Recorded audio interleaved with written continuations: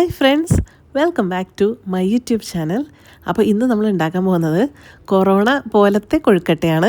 അപ്പോൾ എൻ്റെ എല്ലാ കൂട്ടുകാരും വീഡിയോ മുഴുവനായിട്ട് കാണണം. നമുക്ക് രാവിലെ ഉണ്ടാക്കാൻ പറ്റുന്നൊരു സ്നാക്കാണ്, മാത്രമല്ല വൈകുന്നേരം ചായയ്ക്കും ഒക്കെ ഉണ്ടാക്കാൻ പറ്റിയൊരു കടി കൂടിയാണ്. അപ്പോൾ എല്ലാവരും വീഡിയോ മുഴുവനായിട്ട് കാണുക. വീഡിയോ ഇഷ്ടമായാൽ ലൈക്കും കമൻറ്റൊക്കെ ചെയ്യാൻ മറക്കല്ലേ കേട്ടോ. കൂടാതെ സബ്സ്ക്രൈബ് ചെയ്യാതെയാണ് കാണുന്നതെങ്കിൽ ഉറപ്പായും സബ്സ്ക്രൈബ് ചെയ്തിട്ട് ബെൽ ബട്ടൺ പ്രസ് ചെയ്യാൻ മറക്കല്ലേ. അപ്പോൾ നമുക്ക് നേരെ വീഡിയോയിലേക്ക് പോകാം. ആദ്യം നമുക്ക് അരിപ്പൊടി എടുക്കാം. ഞാനിവിടെ എലൈറ്റിൻ്റെ വറുത്ത അരിപ്പൊടിയാണ് എടുക്കുന്നത്. അരിപ്പൊടി ഒന്ന് ചൂടാക്കി എടുക്കുന്നത് കുറച്ചുകൂടി നല്ലതായിരിക്കും കേട്ടോ. അപ്പോൾ നമ്മുടെ ചട്ടിയിലൊക്കെ ഇട്ടിട്ട് ഇത് ബ്രൗൺ കളറൊന്നും ആവരുത്, വെറുതെ ഒന്ന് ജസ്റ്റ് ഒന്ന് ചൂടാക്കി എടുത്താലും നല്ലതായിരിക്കും. കുറച്ചുകൂടിയൊക്കെ സോഫ്റ്റായി കിട്ടും കേട്ടോ. അപ്പോൾ ഞാനിവിടെ 1 കപ്പ് അരിപ്പൊടിയാണ് എടുക്കുന്നത്. 1 കപ്പ് അരിപ്പൊടി ഞാനിപ്പോൾ ഈ ഒരു ചരുവത്തിലേക്ക് ഇടുന്നുണ്ട്. ഇനി നമുക്ക് 1 കപ്പ് കൂടി എടുക്കാം. 1 കപ്പ് കൂടി അരിപ്പൊടി നമുക്കിതിലേക്ക് ഇടാം. അപ്പോൾ നമുക്ക് 2 കപ്പ് അരിപ്പൊടി വെച്ചിട്ടാണ് നമ്മളിന്ന് കൊറോണ കൊഴുക്കട്ട ഉണ്ടാക്കാൻ പോകുന്നത്. അപ്പോൾ അരിപ്പൊടിയൊക്കെ ഇട്ടതിന് ശേഷം നമുക്കിതിലേക്ക് ആവശ്യത്തിനുള്ള ഉപ്പ്, അതായത് ഒരു 1/2 ടീസ്പൂൺ ഉപ്പിട്ടാൽ മതിയാവും. ഇതിൽ നിന്ന് ഞാനിപ്പോൾ ഒരു 1/2 ടീസ്പൂൺ ഉപ്പ് കൂടി ഞാൻ ഈ അരിപ്പൊടിയുടെ കൂട്ടത്തിലേക്ക് ഇടാണ്. അതിനുശേഷം ഒരു സ്പൂൺ വെച്ചിട്ട് നമുക്ക് നന്നായിട്ടൊന്ന് മിക്സ് ചെയ്ത് കൊടുക്കാം. എന്തിനാണെന്ന് വെച്ചാൽ ഈ ഉപ്പ് എല്ലാ ഭാഗത്തേക്കൊക്കെ നന്നായിട്ട് സ്പ്രെഡായി വരാൻ വേണ്ടിയിട്ടാണ്. അപ്പോൾ ഇതുപോലെ നന്നായിട്ടൊന്ന് മിക്സ് കൊടുത്തതിന് ശേഷം നമുക്കിനി വേണ്ടത് തിളച്ച വെള്ളമാണ്. ഇനി നമുക്ക് കൊഴുക്കട്ട ഉണ്ടാക്കാനായിട്ട് തിളച്ച വെള്ളമാണ് ആവശ്യം. ഞാനിപ്പോൾ വെള്ളം തിളപ്പിച്ചെടുത്തിട്ടുണ്ട്. അത് നമുക്ക് 1 കപ്പ് ഈ ഒരു അരിപ്പൊടിയുടെ മുകളിലേക്ക് ഒന്ന് ഒഴിച്ച് നോക്കാം. എല്ലാ ഭാഗത്തേക്കും എത്തുന്നുണ്ടോ എന്നുള്ളത് നോക്കാം. ഇതേപോലെ ഒന്ന് സ്പ്രെഡ് ചെയ്ത് ഒഴിക്കുക. അതിനുശേഷം ഒരു സ്പൂൺ വെച്ചിട്ട് ഇതേപോലെ ഒന്ന് മിക്സ് ചെയ്യുക. അപ്പോൾ നമുക്കിതിൽ ശരിക്കും അറിയാൻ പറ്റും, കുറച്ച് ഭാഗത്ത് വെള്ളം എത്തിയിട്ടുണ്ടാവില്ല. അപ്പോൾ നമുക്ക് 1 കപ്പ് കൂടി വെള്ളം ഒന്നുകൂടെ ഒന്ന് സ്പ്രെഡ് ചെയ്ത് ഒഴിച്ചു കൊടുക്കാം.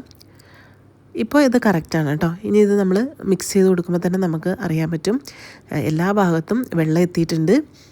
ഈ തിളച്ച വെള്ളം ഒഴിക്കുമ്പോൾ തന്നെ നമ്മുടെ ഈ അരിപ്പൊടി നന്നായിട്ടൊന്ന് വെന്ത് തന്നെ കിട്ടും. ഇപ്പോൾ വെള്ളം കറക്റ്റാണ്. നമ്മൾ 2 കപ്പ് വെള്ളം ഒഴിച്ചേക്കുന്നത് കൃത്യമാണ്. ഇനി നമുക്ക് ഇച്ചിരി നേരം റെസ്റ്റ് ചെയ്യാനായിട്ട് വെക്കാം. ചൂടൊക്കെ ഒന്ന് ആറട്ടെ. അപ്പോൾ അതിനുള്ളിൽ അരമുറി തേങ്ങയൊക്കെ ഞാൻ ചിരകി എടുത്തിട്ടുണ്ട്. പിന്നെ നമുക്ക് മധുരത്തിന് ആവശ്യമായിട്ടുള്ള ശർക്കരയാണ് നമ്മളിവിടെ ഉപയോഗിക്കുന്നത്. എൻ്റെ കയ്യിലുള്ളത് കട്ടയായിട്ടുള്ള ശർക്കരയാണ്. അപ്പോൾ അത് നമുക്ക് പൊടിച്ചെടുക്കേണ്ടതായിട്ടുണ്ട്. ചിലപ്പോൾ നിങ്ങൾക്കിടെ കയ്യിൽ പൊടിയായിട്ടുള്ള ശർക്കരയൊക്കെ ഉണ്ടാവും. അതാകുമ്പോൾ നമുക്ക് എളുപ്പമാണ് കേട്ടോ, മിക്സ് ചെയ്ത് ഉണ്ടാക്കാനായിട്ട് എളുപ്പമാണ്. ഇപ്പോൾ ഈ ഒരു ശർക്കര കട്ടകൾ നമുക്ക് പൊടിയാക്കാനായിട്ട് ജാറിൽ വെറുതെ ഇടുക, ഒന്ന് കറക്കിയെടുത്താലും മതിയാവും. അപ്പോൾ ഞാനിപ്പോൾ ഈ ശർക്കര കട്ടകളൊക്കെ ഒരു മിക്സി ജാറിലേക്ക് ഇടുകയാണ്. അതിനുശേഷം നമുക്കിത് ഒരു കറക്കിനുള്ളിൽ തന്നെ നല്ല പൊടിയായിട്ട് തന്നെ കിട്ടും. ഇതേപോലെ ഒരു ജാറിലേക്ക് ഇടാം. എല്ലാ കട്ടകളും ഒരേപോലെ ഇടുക. വെള്ളമോ ഇല്ലെങ്കിൽ വേറെ ഒന്നും ഒഴിക്കേണ്ട ആവശ്യമില്ല. ഇതേപോലെ നല്ല പൊടിയായിട്ട് തന്നെ കിട്ടും. പിന്നെ എനിക്കിവിടെ ഒരു പീസ് മാത്രം എൻ്റെ പൊടിഞ്ഞിട്ടുണ്ടായിരുന്നില്ല. അപ്പോൾ ആ ഒരു കട്ട ഞാൻ ഇതിൽ നിന്ന് മാറ്റുകയാണ് കേട്ടോ. എന്നിട്ട് ജാറിലുള്ളതെല്ലാം കൊട്ടിയെടുക്കുകയാണ്. ഇനി നമുക്ക് ഈ ജാറിലേക്ക് തന്നെ കുറച്ച് ഏലക്കായും ജീരകവും കൂടി ഇട്ട് നമുക്ക് നന്നായിട്ടൊന്ന് പൊടിച്ചെടുക്കാവുന്നതാണ്. അപ്പോൾ എല്ലാ കൂട്ടുകളും നമുക്ക് ഒരു പാത്രത്തിലേക്ക് ഇടാം. ആദ്യം നമ്മുടെ ശർക്കര പൊടിയും പിന്നെ നമ്മുടെ ചിരകിയ തേങ്ങയും പിന്നെ ഏലക്കായും നല്ല ജീരകവും കൂടി ഒന്ന് മിക്സിയിൽ ഒന്ന് അടിച്ചെടുത്ത പൊടിയാണ്. അതോട് ചേർത്ത് ഇതേപോലെ ഒന്ന് മിക്സ് ചെയ്തെടുക്കുക. കൈകൊണ്ട് തന്നെ നല്ലോണം കുഴച്ച് കൂട്ടുക. അതിനുശേഷം നമുക്ക് ഇത് മാറ്റി വയ്ക്കാം. പിന്നെ നമ്മുടെ മാവ്, അതായത് നമ്മുടെ അരിപ്പൊടിയുടെ കൂട്ട് ഇപ്പോൾ ചെറിയ ചൂടുണ്ടാവും. അപ്പോൾ ആ ചൂടിൽ തന്നെ നമുക്ക് ഇതേപോലെ നന്നായിട്ട് ഒന്ന് കുഴച്ചെടുത്തതിന് ശേഷം നമ്മുടെ കൊഴുക്കട്ട എത്ര കൊഴുക്കട്ട കിട്ടുമെന്ന് നമുക്ക് അറിയാൻ പറ്റും കേട്ടോ. ഇതേപോലെ കുറേശ്ശെ എടുത്ത് ബോൾ പോലെ ആക്കുക. അപ്പോൾ 1 2 3 4 5 6 7 8 9 10 11 12. അപ്പോൾ 12 കൊഴുക്കട്ട നമുക്ക് ഉണ്ടാക്കിയെടുക്കാം കേട്ടോ. 2 കപ്പ് അരിപ്പൊടി കൊണ്ട് 12 കൊഴുക്കട്ട ഉണ്ടാക്കിയെടുക്കാവേ. അതിനുശേഷം നമ്മുടെ കയ്യിൽ ഒരു തുള്ളി വെളിച്ചെണ്ണ പുരട്ടിയതിന് ശേഷം നമുക്ക് നമ്മൾ സാധാ കൊഴുക്കട്ടയൊക്കെ ഉണ്ടാക്കുന്ന പോലെ ഇതൊരു നെസ്റ്റ് പോലെ, ഒരു കിളിക്കൂട് പോലെ ഇതേപോലെ ഒന്ന് കുഴിച്ചെടുക്കുക. അതിനുശേഷം അതിൻ്റെ ഉള്ളിൽ നമ്മുടെ ശർക്കരക്കൂട്ട് കുറച്ചെടുത്ത് വയ്ക്കാം. കുറച്ച് ശർക്കരക്കൂട്ട് വെച്ചതിന് ശേഷം അത് നമുക്ക് കൂട്ടി യോജിപ്പിക്കാം. അപ്പം നമ്മുടെ കൊഴുക്കട്ട റെഡിയായി. ഇതേപോലെ തന്നെ എല്ലാ ബോൾസും നമുക്ക് ഇതുപോലെ കൊഴുക്കട്ടയാക്കി എടുക്കാം. ഇതുപോലെ കൂട്ടുമ്പോൾ ഇച്ചിരി ഒന്ന് ശ്രദ്ധിക്കണം കേട്ടോ. ചിലപ്പോൾ ഇതിൻ്റെ തേങ്ങാപ്പീരയൊക്കെ പുറത്തേക്കൊക്കെ ചാടി വരും. അത് കുഴപ്പമില്ല. നമ്മുടെ ഈ മാവ് വെച്ചിട്ട് ഇതേപോലെ അഡ്ജസ്റ്റ് ചെയ്ത് ഇതേപോലെ ബോൾസ് ആക്കി എടുക്കാം. നമ്മുടെ കൊഴുക്കട്ട ബോൾസ് റെഡി ആയിട്ടുണ്ട്. ഇനി നമുക്കിത് നമ്മുടെ കൊറോണ കൊഴുക്കട്ട പോലെ ആക്കണം. അപ്പോൾ ആദ്യം നമ്മുടെ കൊഴുക്കട്ട ബോളെല്ലാം 12 കൊഴുക്കട്ട ബോൾ അങ്ങനെ റെഡിയായി വന്നിട്ടുണ്ട്. അപ്പോൾ നമ്മുടെ കൊറോണ കൊഴുക്കട്ട ആക്കാനായിട്ട് ഇവിടെ 4 ടേബിൾ സ്പൂൺ ജീരകശാല റൈസാണ് ഞാൻ എടുത്തേക്കുന്നത്. 1 മണിക്കൂറായിട്ട് ഞാനിത് വെള്ളത്തിൽ കുതിർത്തിയിട്ടേക്കാണ് കേട്ടോ. അപ്പോൾ ഞാനൊരു 4 പ്രാവശ്യം കഴുകി വെള്ളത്തിൽ കുതിർത്തിയിട്ടാണ്. അപ്പോൾ നമുക്കിതൊരു സ്ട്രെയിനർ ഉപയോഗിച്ച് വെള്ളമൊക്കെ സ്ട്രെയിൻ ചെയ്ത് കഴിഞ്ഞതിന് ശേഷം ഒരു പാത്രത്തിലേക്ക് ഇതേപോലെ ഒന്ന് സ്പ്രെഡ് ചെയ്തിട്ട് കൊടുക്കുക. അതിനുശേഷം നമ്മുടെ ഓരോ കൊഴുക്കട്ട എടുത്തിട്ട് ഇതിൻ്റെ മുകളിലൂടെ ഇതേപോലെ ഒന്ന് ഉരുട്ടിയെടുത്താൽ മതിയാവും.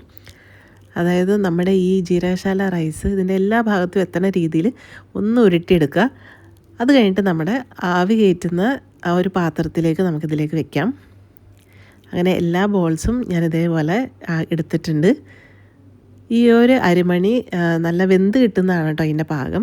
അപ്പോൾ നമ്മുടെ ഞാൻ ഇഡ്ഡലി തട്ടിലേക്കാണ് വയ്ക്കുന്നത്. അപ്പോൾ ഇഡ്ഡലി തട്ടിലേക്ക് വെച്ചതിന് ശേഷം നമുക്ക് ഇത് അടച്ചു വയ്ക്കാം. അപ്പോൾ നമുക്കൊരു 10-15 മിനിറ്റ് കഴിയുമ്പോൾ നമുക്കൊന്ന് തുറന്ന് നോക്കാം കേട്ടോ. 15 മിനിറ്റ് കഴിയുമ്പോൾ തന്നെ നമ്മുടെ ഇത് നന്നായിട്ട് വെന്തിട്ടുണ്ടാവും. 2 ട്രിപ്പായിട്ട് ഞാനിപ്പോൾ 12 കൊഴുക്കട്ടയും വേവിച്ചെടുത്തിട്ടുണ്ട്. ഇതിൻ്റെ മുകളിലുള്ള ഒരു അരിമണി എടുത്തിട്ടൊന്ന് പ്രസ് ചെയ്ത് നോക്കണേ. അപ്പോൾ അത് മുറിയുന്നതാണ് അതിൻ്റെ പാകം. അതിന് നന്നായിട്ട് വെന്തിട്ടുണ്ടാവും. അപ്പോൾ നല്ല ഈസി ആയിട്ടുള്ള സ്നാക്കാണ്. മാത്രമല്ല കൊറോണയുടെ ഒരു ലുക്ക് തന്നെ ഇതിന് വന്നിട്ടുണ്ടല്ലേ. അപ്പോൾ എല്ലാവരും ഇതൊന്ന് ഉണ്ടാക്കി നോക്കാം കേട്ടോ. ഇപ്പോൾ നമ്മുടെ കുട്ടികൾക്കൊക്കെ വെക്കേഷനൊക്കെ അല്ലേ. അപ്പോൾ എല്ലാവരും ഈ ഒരു സ്നാക്ക് ഉണ്ടാക്കുക. മോർണിംഗ് ബ്രേക്ക്ഫാസ്റ്റ് ആയിട്ടാണെങ്കിലും വൈകുന്നേരം ചായക്കുള്ള കടിയായിട്ടാണെങ്കിലും കഴിക്കാനായിട്ട് നല്ല ഹെൽത്തിയുമാണ്, നല്ല ടേസ്റ്റിയുമാണ്. അപ്പോൾ ഇന്നത്തെ എൻ്റെ റെസിപ്പി നിങ്ങൾക്ക് എല്ലാവർക്കും ഇഷ്ടപ്പെട്ടു എന്ന് പ്രതീക്ഷിക്കുന്നു. ഇഷ്ടമായാൽ ഉറപ്പായിട്ടും ലൈക്കും കമൻറ്റും ചെയ്യാൻ മറക്കല്ലേ. ഇതൊരു വെറൈറ്റി ഐറ്റമായിട്ടാണ് കേട്ടോ എനിക്ക് തോന്നിയത്. എൻ്റെ മുകളിലത്തെ ആ അരി നന്നായിട്ട് വെന്ത് കഴിയുമ്പോൾ തന്നെ ഇത് കഴിക്കാൻ നല്ല രുചിയാണ്. അപ്പോൾ വീട്ടിൽ നിങ്ങളിത് എല്ലാവർക്കും ഉണ്ടാക്കി കൊടുക്കുക. എല്ലാവർക്കും ഒരേപോലെ തന്നെ ഇഷ്ടപ്പെടുന്നതായിരിക്കും. അപ്പോൾ ഞാനിപ്പോൾ ഇവിടെ വൈകുന്നേരം ചായയ്ക്ക് വേണ്ടിയിട്ടാണ് ഈ കൊറോണ കൊഴുക്കട്ട ഉണ്ടാക്കിയത്. അപ്പോൾ ഇത് നല്ല ഉള്ളിലൊക്കെ നന്നായിട്ട് വെന്ത് നല്ല സോഫ്റ്റും നല്ല ടേസ്റ്റിയുമാണ്. ഇത് കാണുമ്പോൾ തന്നെ നിങ്ങൾക്ക് അറിയാൻ പറ്റും. അപ്പോൾ നമുക്ക് മറ്റൊരു വീഡിയോയിൽ വീണ്ടും കാണാം. എല്ലാവർക്കും share happiness, stay healthy and thanks for watching my video.